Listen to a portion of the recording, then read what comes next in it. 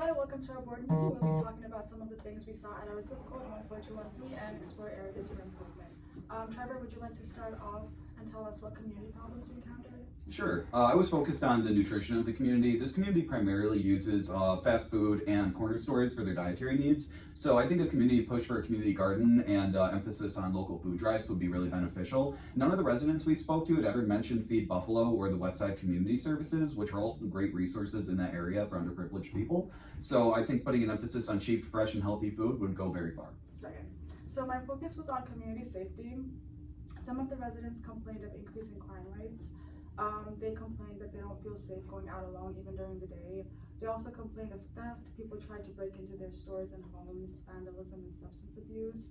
We actually were able to talk to some police in the area, and they told us that they had just finished a call where they had to remove an individual that was unconscious and currently overdosing.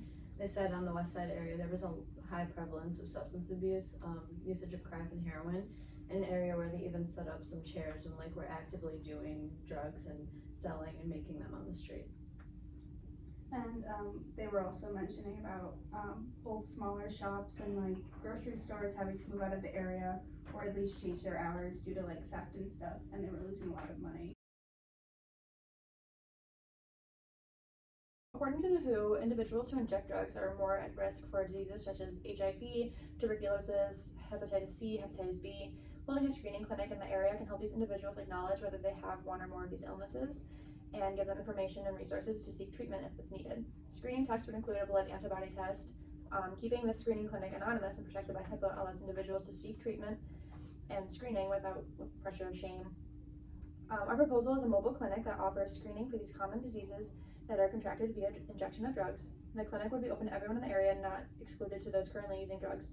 We would offer a vitals check, blood screening, free water, snacks, and other components that can benefit the community. The clinic would be run by volunteers and other community nurses. So in addition to the addiction problem in the community, there was a lot of drug-related issues. So with this has to be a community outreach program, so we have to address the problem. So either through education, resources, and collaboration. So some things that Jay did mention before is that we should set up a volunteer, maybe a mobile, but also educate everyone else around, maybe brochures and pamphlets. So some things that we can do is also maybe have residents collect their sharps, then call the city's waste management when it's full. We can do mailback programs as well for existing needle collection programs. We can also set up with local hospitals and clinics and possibly maybe restaurants or restrooms to have these sharp containers in place, and then once they're full they can also take them back and then replace them with a new one. So these are some ways that we can reduce the problem in the community. Fentanyl is an opiate that is often mixed with other drugs, sometimes without the person's knowledge. It leads to a high risk of overdose.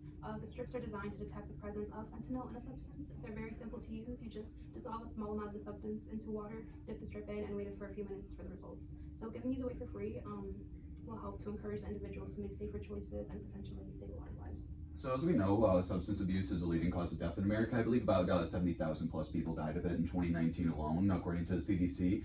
There are several resources for education in the community which can be used, including the Prevention of Council of Erie County and the crisis hotline that we can use, 998.